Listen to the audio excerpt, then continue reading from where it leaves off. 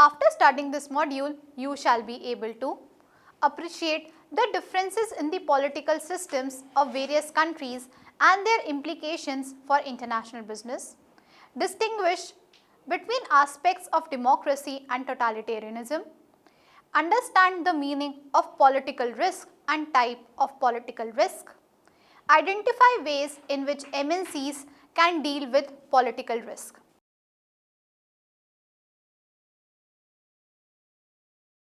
Political environment refers to the influence of the system of government and judiciary in a nation. The system of government in a nation exercises considerable impact on its business. Political system, political parties in power, political parties in the opposition, political maturity of the parties, number of political parties, political awareness of people, political stability, and others have an important impact on the business environment in a country. The economic policies pursued by a government are to a great extent the byproduct of political environment that companies face domestically and internationally. Let me try to explain this by an example of a company doing business in USA will not find much difference in the political environment of Canada, as the two countries have a democratic setup of selecting a government. Whereas, if an Australian company intends to do business in Rwanda or Russia, it would have to face many challenges. International business managers and MNCs should therefore try to foresee and understand these differences and existence of different political groups in the host countries in order to avoid political tensions and instabilities. Therefore, political environment plays an important role in international business, and an international company cannot ignore the political situations in the home or the host country if it has to operate successfully abroad. A company doing business outside its home country should carefully study the government structure in the target country and analyze salient issues arising from the political environment.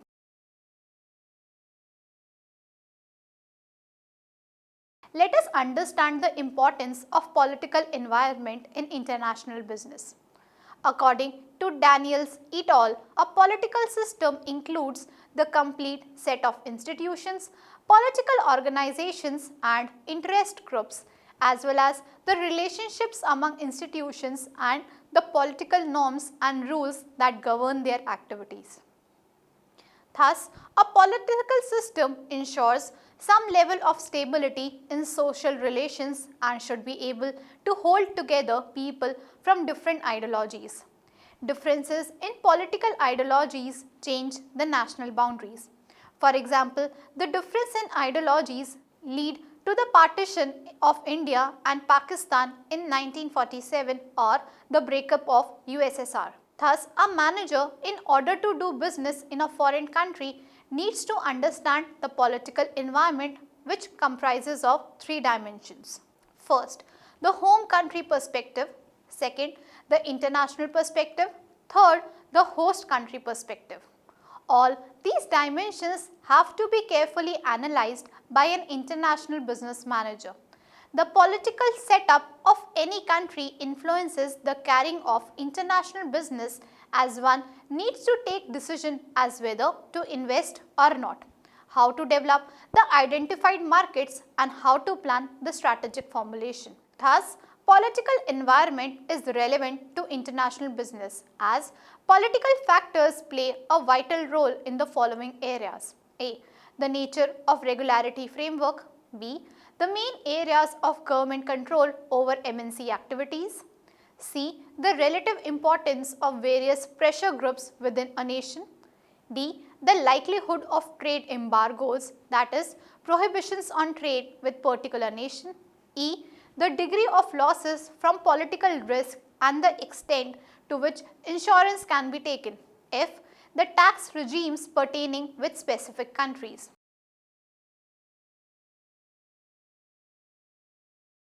Let us look at the political environment and its implication for international business. Appraisal of the political environment includes any national or international political factors that can affect its operations. A factor is said to be political when it derives from the government sector. The following are the elements of the political environment. First, form of government. The government is an integral part of every foreign and domestic business activity. Thus, a multinational firm is affected by the political environment of the home country as well as the host country. The ideal political environment for a multinational firm is a stable and friendly government.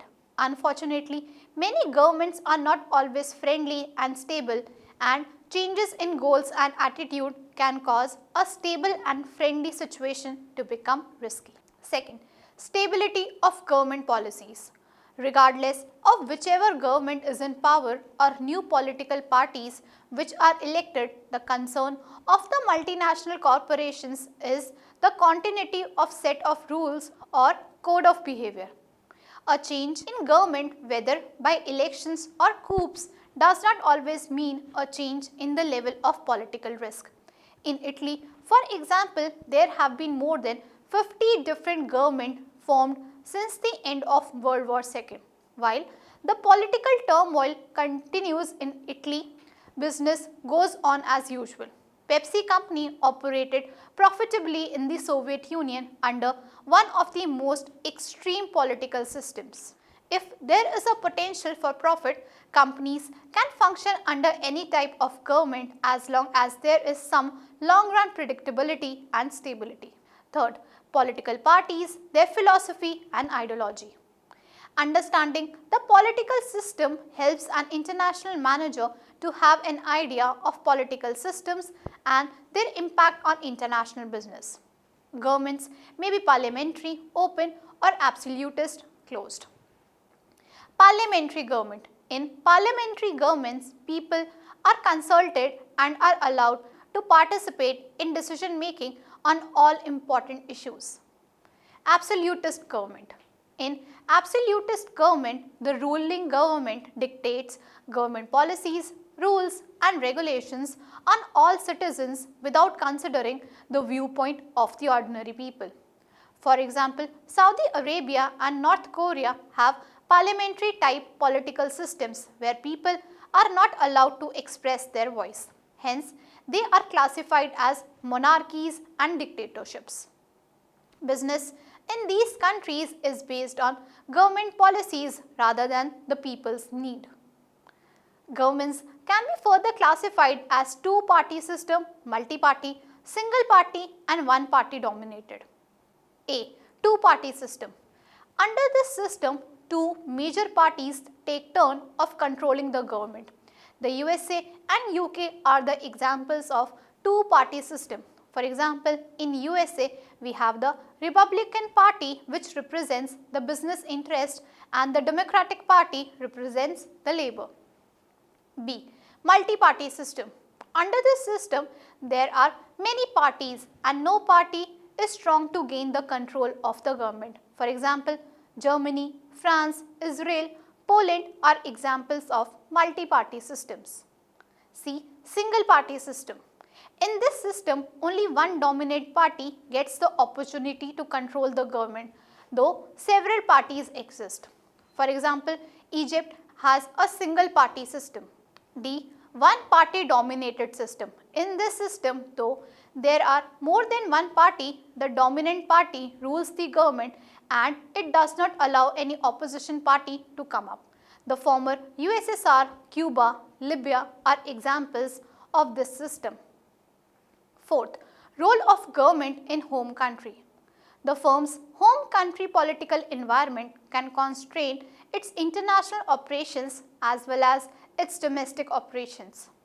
It can limit the countries that the international firm can enter. For example, the United States prohibits its firms from dealing with Cambodia, Cuba, Libya and North Korea. We should understand democracy versus totalitarianism. The political scenario often varies between the two extremes, that is, democracy on one hand and totalitarianism on the other. Democratic form of political system. Democracy is one of the basic forms of political system. It refers to a political arrangement in which the supreme power is vested in the people. It rests on the principle of government of the people, for the people and by the people. It rests on the ideology that all citizens should be equal politically and legally, should enjoy widespread freedom and should participate in political process. A democratic form of government exhibits a system where the public in a democratic manner elects their representatives who do the ruling. A representative democracy rests on the assumption that if the elected representatives fail to perform adequately, they will be voted down in the next election. India is the world's largest democracy. The principles of democracy are: first, prominent rule of law; second, universal right to vote; third, freedom of opinion, expression, speech and association; fourth, limited term for elected officials; fifth, an accessibility to political decision-making process; sixth, an independent and fair court system with high regard for individuals' right and property. Political rights and civil liberties help for evaluating the freedom of citizen. Some of the indicators of political rights and civil liberties are: first, conduct of elections fairly and competitively; second, power and ability of voters in casting their rights; third, people's ability in forming political parties and groups; fourth, existence of safeguards of minority rights; fifth, degree of freedom of the press; sixth, equality of all individuals under the law. Countries such as Australia, Bahamas, Canada, Japan and South Korea are high in political rights and civil liberties, whereas countries such as Brazil, Ethiopia, Malaysia and Russia are partly free countries. China, Egypt, South Arabia and North Korea are not so much free countries. Democracies vary not only in the citizens' participation in decision making but also in the degree of centralization of control. Canada and USA are highly decentralized as they delegate significant political authority to provincial governments, whereas political systems in France, Japan and India are highly centralized and multinational companies enjoy easy system to deal in such countries. Even the countries having mature democracies are facing problem of corruption, indifference of people and maximizing personal interest rather than national interest by the politicians. 75% of countries have democracies of some order. Of them, one-third are more pluralistic, one-third are some 50-50 type and remaining one-third are more totalitarian. Next is the totalitarianism form of political system. Totalitarianism, also called authoritarianism, is a form of government in which individual freedom is completely subordinated to the power of the authority of state and concentrated in the hands of one person or in a small group, which is not constitutionally accountable to the people. For example, Nazi Germany under Adolf Hitler is an example of totalitarian governments. Next is Theocratic totalitarianism. Political system that is under the control of religious leaders is theocratic totalitarianism. In such a system, religious leaders are the political leaders and they frame and enforce laws and regulations that are based on religious beliefs. Afghanistan and Iran are examples of political dispensation. B. Monarchy. This political system is a form of authoritarianism. It is based on the ideology that king is the supreme power and the country is ruled by the royal family of the country. The residents follow the norms and code of conduct as laid by the supreme power, and he is preceded by his son or daughter. It can be as absolute monarchism or constitutional monarchism, depending upon the degree of decision making and control. C. Dictatorship. At times when economic depression arises and a pure democratic system is not workable in a complex society with a large constituency, there arises a need to bring change in the political setup. This gives rise to dictatorship, where the power is exercised by one man in an autocrat manner. It is based on the principle of obedience, which believes that people show efficiency and productivity when they are forced to follow certain rules and regulations.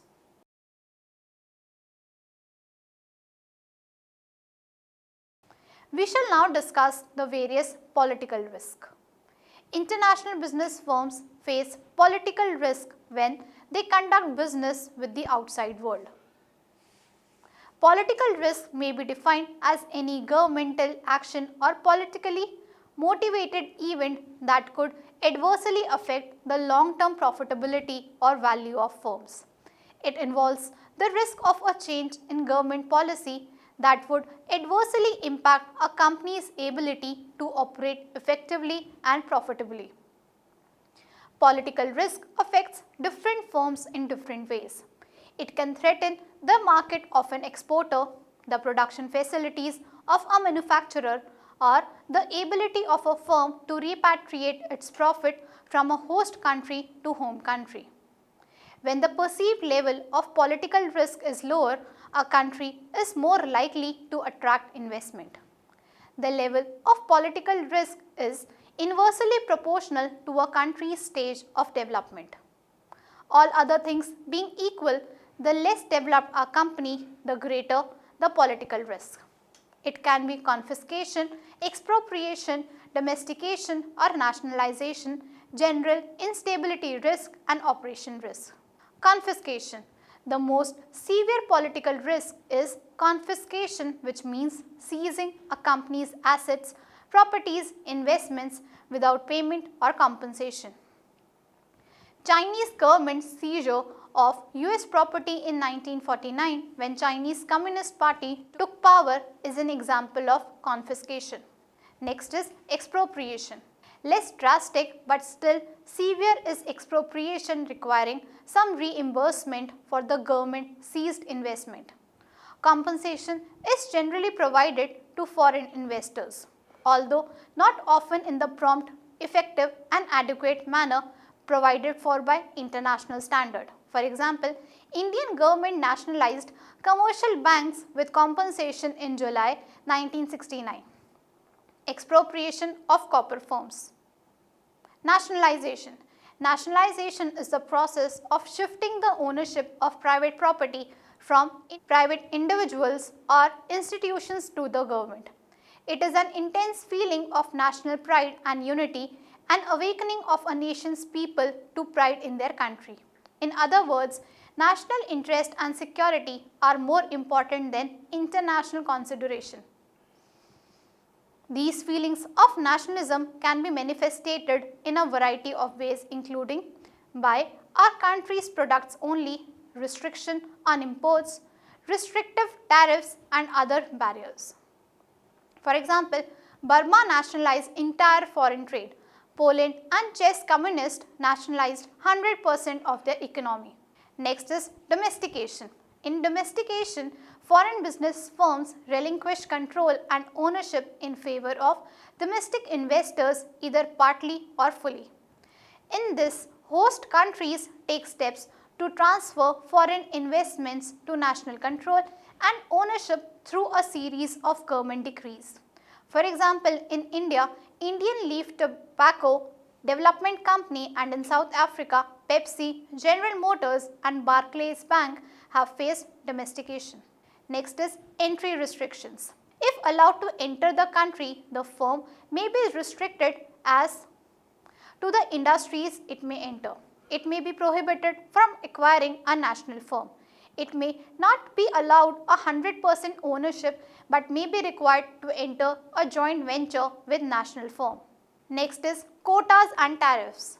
The country's quotas and tariffs may limit the firm's ability to import equipment, components and products, forcing a higher level local procurement than it may want. Next is exchange controls. Exchange controls stem from shortages of foreign exchange held by a country. When a nation faces shortages of foreign exchange, Control would be levied over all movements of capital and selectively against the most politically vulnerable companies to conserve the supply of foreign exchange for the most essential use. A recurrent problem, the foreign investor is getting profits and investments converted into the currency of the home country. Next is price controls. Essential products that command considerable public interest such as pharmaceuticals, food, gasoline and cars are often subject to price controls. It may be used to force foreign companies to sell equity to local interest. In inflationary economies, it can severely limit profitability. A side effect to the local economy can be slow or even stop capital investment. Next is general instability risk. These risks are due to social, political, religious unrest in the country. For example, recent coup in Fiji and problems due to Muslim rebels in Philippines. Next is operation risk. These risks are due to the imposition of controls on the foreign business operation like production levels, marketing, finance and human resources by the host government. Some of the indicators of political instability are: first, corruption.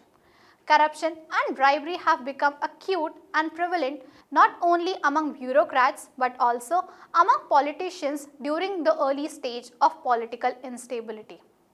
Second, social unrest. Social unrest is caused by clashes between or among community groups, religious groups and ethnic groups. For example, Hindu-Muslim conflict in India, Christian-Muslim conflict in Lebanon, white-black conflict in the USA, the civil war between the Serbs and Croats in Yugoslavia.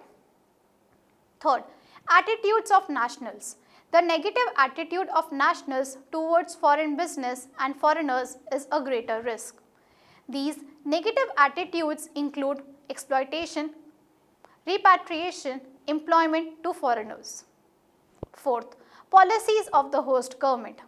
Host government policies affect the operation of international business directly and internally or externally. Next is how to minimize political risk. Political risk cannot be completely eliminated. However, they can be minimized by contributing to the change of the attitudes of the people and the government of the country within which it operates. The measures that can be taken to lessen the degree of susceptibility of a specific business venture to reduce political risk are: first, good corporate citizenship. Under this, a company is advised to remember: first, it is a guest in the country and should act accordingly. Second, the profits of an enterprise are not solely of the multinationals but the local national employees, and the economy of the country should also benefit. Third, it is not wise to try to win over new customers by fraudulent techniques. Fourth, it should try to contribute to the country's economy and culture with worthwhile public projects. Fifth, it should train its executives and their families to act appropriately in the foreign environment. Second, stimulation of the local economy. The foreign company can stimulate the economic development of the host country by investing in their priority areas portfolios. For example, when Toyota, a Japanese car maker, entered the US markets, it tried to convince the political parties that generate employment for the locals in US. Further, the foreign company may convince the host country that it would assist the local companies by purchasing raw materials and other inputs from them, and also assist the local companies as ancillary units. Even the foreign company can motivate the host company by being export oriented. Third, employment of nationals. Mostly, foreign companies feel that the people of developing countries are lazy, unintelligent, unmotivated and less educated. Multinational companies can minimize political risk by employing, developing and promoting the local people. Fourth, joint ventures. If the multinational company owns the entire capital by itself, it can increase political risk. Hence, it is suggested that the foreign company should allow the domestic investors to invest and share the ownership by converting the company into a public limited company. A joint venture with locals helps minimize anti-MNC feelings, and a joint venture with another MNC adds the additional bargaining power of a third party. Fifth, expanding the investment base, including several investors and banks in financing an investment in the host country is another strategy. This has the advantage of engaging the power of the banks whenever any kind of government takeover or harassment is threatened. This strategy becomes especially powerful if the banks have made loans to the host country. Sixth, political payoffs and planned domestication. The former is an attempt to lessen political risk by paying those in power to intervene on behalf of the MNC. In those cases where an investment is being domesticated by the host country, the most effective long-range solution is planned phasing out. This is a meaningful strategy when it appears that there is a rising hostility towards an investment.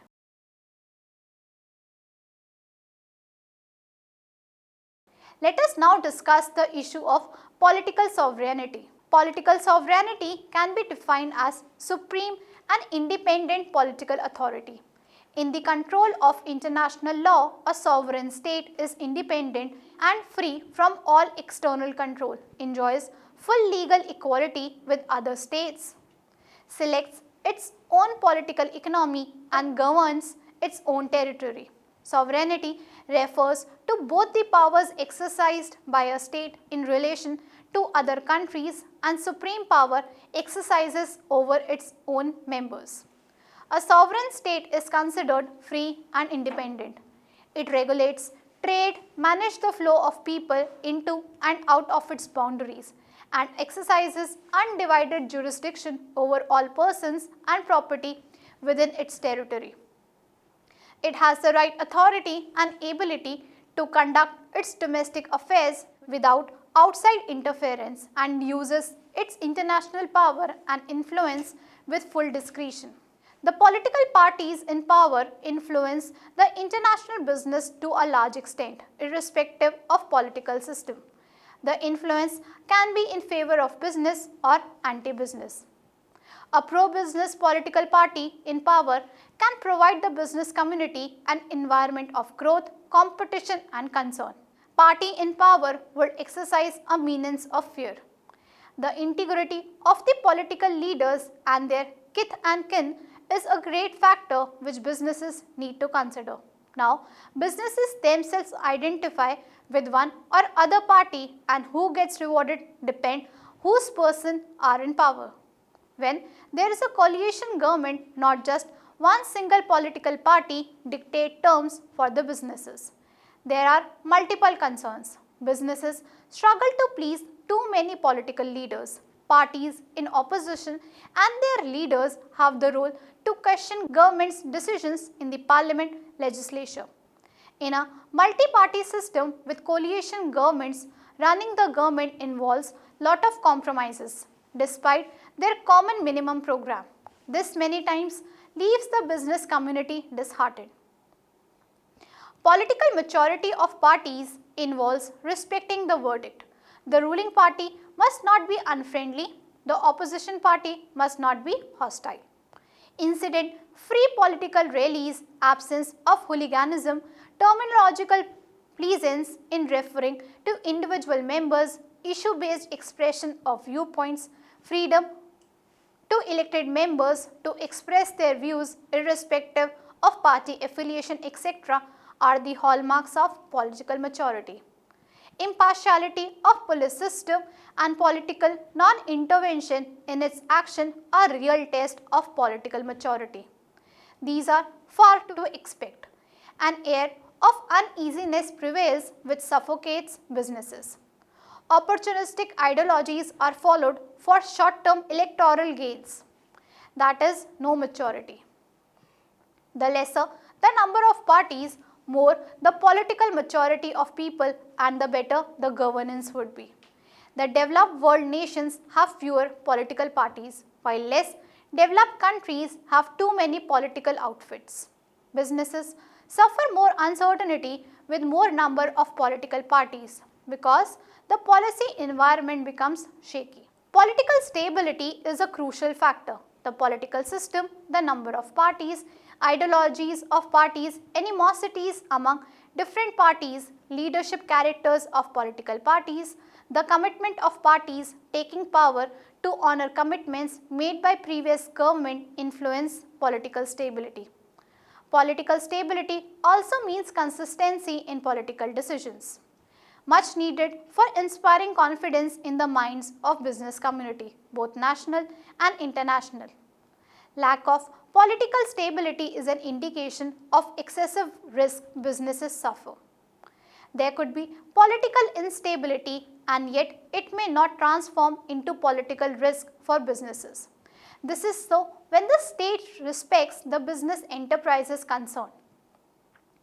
Bearing a few cases in most countries, today businesses have good relationship with the government due to LPG policy pursued widely. Multilateral Investment Guarantee Agency (MIGA) bilateral agreements to protect mutual investment interest ensure that good relationship prevails between the state and the MNCs. Countries choose businesses across the globe for business relationship based on merits of efficiency rather than political system followed. The USA sees India as an economic opportunity. So, political and strategic alliances are on the rise. India is also in good relationship with Japan, the European Union, Russia, Republic of China and so on. So, business interests develop across the globe.